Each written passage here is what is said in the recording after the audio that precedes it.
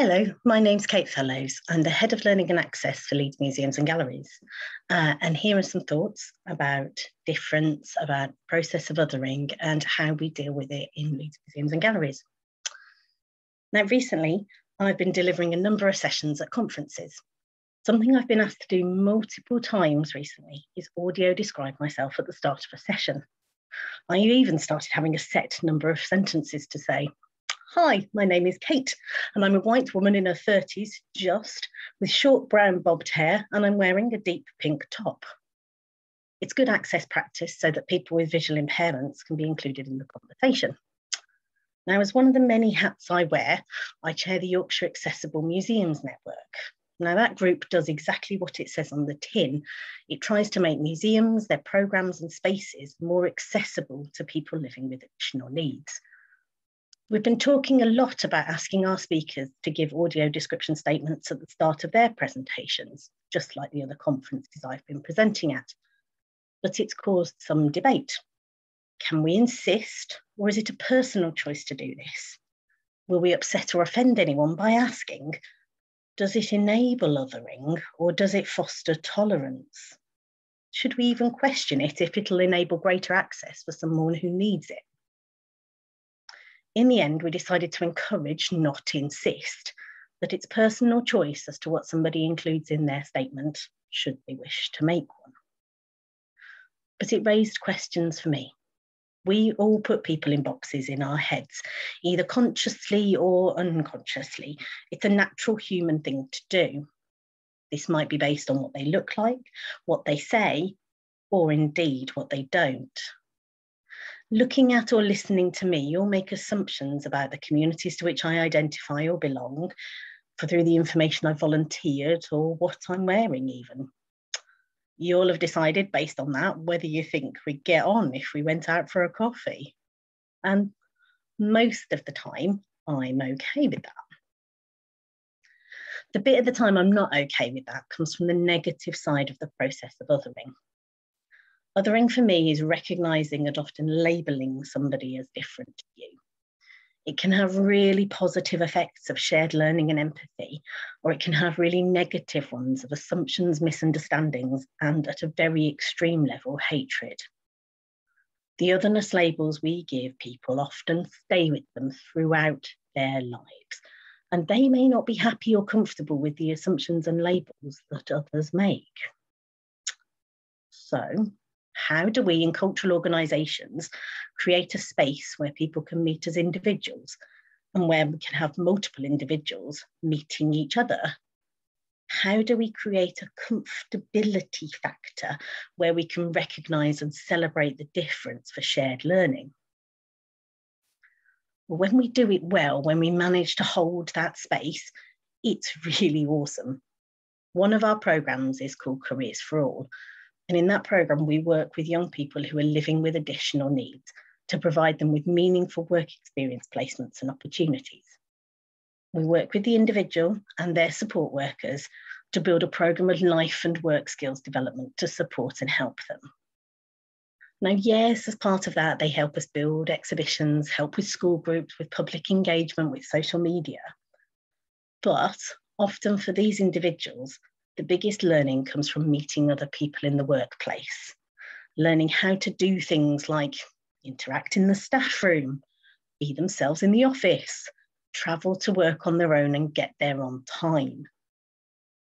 Take one individual whose main interest was in drawing animation artwork for comics.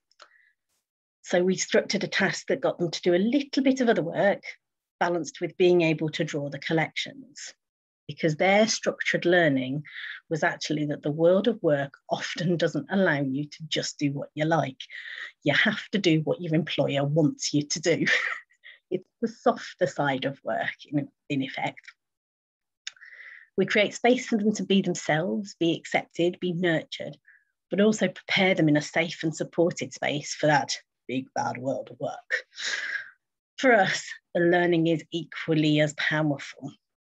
The work has changed us as an organisation. It's altered our booking systems for mainstream schools. It's changed the questions we ask teachers. It's altered our approach to our wider programmes and made us more open to different routes of employment. Working alongside the individuals has really challenged some of my colleagues' views about young people and about individuals living with the label of autistic spectrum conditions. And it's made them reflect on their own views. For one colleague, it's given them the confidence to own their own experience and ask for extra support about something they've never disclosed before. All of these things make a better, more welcoming museum service for everyone. So what happens when it's not so good, when it's really, truly awful? Now, difference can take many forms: the physical, the emotional, and those of opportunity. The opportunity-related ones can be the hardest to see and to recognise, and therefore to do something about. I have very few professional regrets, but one I do have involves a young woman who I feel I failed. In a previous role, I was running a summer art school with a group of secondary pupils in what would be termed from schools in disadvantaged postcodes. I have a problem with that label too, but for me, it was about access to art and to artists, about opening up opportunities for these students.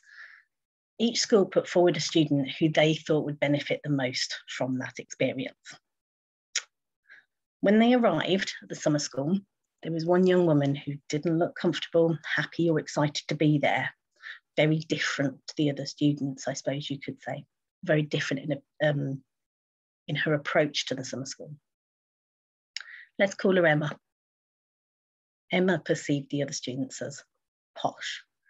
The other students perceived her as from the wrong side of town. No one said anything, but you could just sense it was in the room. I was pretty early on in my career, so I tried every tool I knew how to do: team building, buddying, starting conversations, asking questions, working one-to-one, but nothing seemed to work. Whatever I did, I hadn't created a safe enough space for Emma to thrive, or for the other students to acknowledge that there was something there and move on from that difference. They, the students, and me as the facilitator, had successfully othered Emma. I didn't open the topic up openly. I didn't approach it diplomatically. Emma left halfway through the week. Now, many of our school programmes at LMG and other museums aim to close the attainment gap between the pupils who have and those who have not, and other various societal labels. The gap has grown during the pandemic. We know that. And we know that pupils with supportive families are more likely to access provision of all sorts, including the arts, and are therefore more likely to succeed in life. We know they're more likely to vote, they're more likely to report better mental and physical health as they grow up. Now, we talk a lot about developing cultural capital, growing that sense of entitlement and equality of access to arts and culture. I thought I was doing that with the summer school, but I really wasn't. I was offering another opportunity for those who were supported by their teachers who put them forward and their families who agreed for them to come. I was creating a false sense of access and equality. I was structurally complicit in the act of othering. Emma's parting comment has really stayed with me over the years. She said, "My dad doesn't even know I'm here. He thinks art is rubbish. It's all pointless. Nobody should feel like that. And I have never, ever set anything up like that again." Since then, I have tried to co-develop, co-create and planned better for individuals to meet in a safe, shared space. What I would do differently is I would talk to Emma and I would talk to her tutors, and I would prepare every student individually first before they arrived together, and I didn't do that. I've tried not to assume things, like one thing, like a postcode of a school leads to another, which is a certain attitude or a certain lived experience.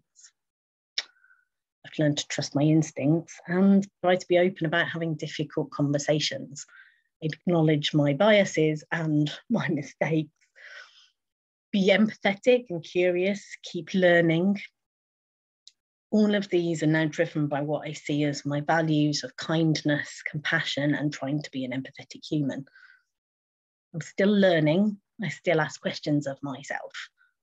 But that is my learning so far about otherness when it goes really right and otherness when it goes really wrong, and how we can help people to meet as equals. So after all that, what box have you put me in your head? Did you fancy going for that coffee?